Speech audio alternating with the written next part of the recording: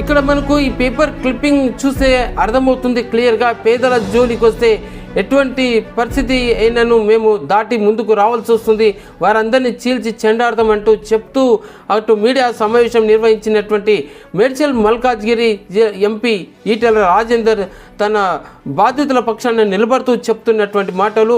భూముల కబ్జా మీద సీఎం సమాధానం చెప్పాలంటున్నారు. రోజుకు నాకు వేల సంఖ్యలో ఫిర్యాదులు వస్తున్నా కూడా అటు పోలీసు అధికారులు కూడా ఏం స్పందించట్లేదు అని చెప్పేసి ఆయన గట్టిగానే చెప్పుకొస్తున్నారు. ఏమైనా సరే పేదల జోలికి వస్తే ఊరుకునేది లేదు, చీల్చి చెండాడతామని ఎంపీ ఈటెల రాజేందర్ గట్టిగానే వార్నింగ్ ఇచ్చారు. బాధితుల తరఫున బీజేపీ ఎంత దూరమైనా వెళ్తుందని కూడా స్పష్టం చేస్తూ చెప్పినటువంటి ఈ ప్రకటన, ఈ వార్త చూస్తే మనకు అర్థమవుతుంది. పోచారం మున్సిపాలిటీ పరిధిలోని ఏకశిలా నగర్లో నిన్న జరిగినటువంటి ఘటన మీద, అసత్య ప్రచారాల మీద MP Etela Rajender press meet మీద పెట్టి దాని మీద చాలా క్లియర్గా క్లారిటీ ఇచ్చారు.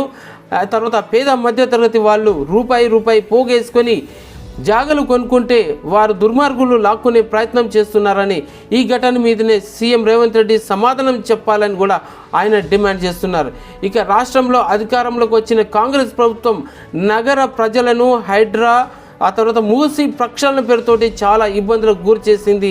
ఆ తర్వాత రియల్ ఎస్టేట్ మొత్తం ఢమాలయ్యిందని చెప్పేసి ఈ విషయం యావత్ ప్రజానీకం అంతా తెలుసు.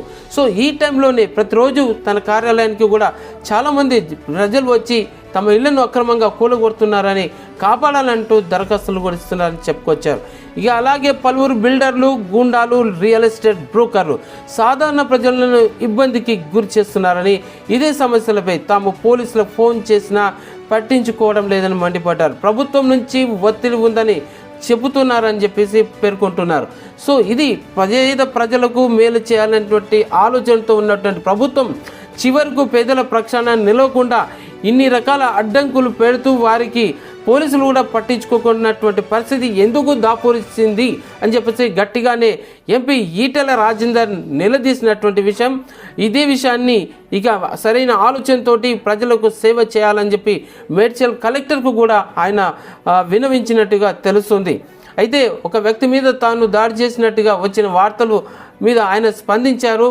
కేవలము పేద బడుగు వర్గాల ప్లాట్లను వాళ్ళు కబ్జా చేసుకోవడానికి ప్రయత్నిస్తే వారించడం అనేది జరిగింది, అంతకు మించి మరేమిటి కాదు.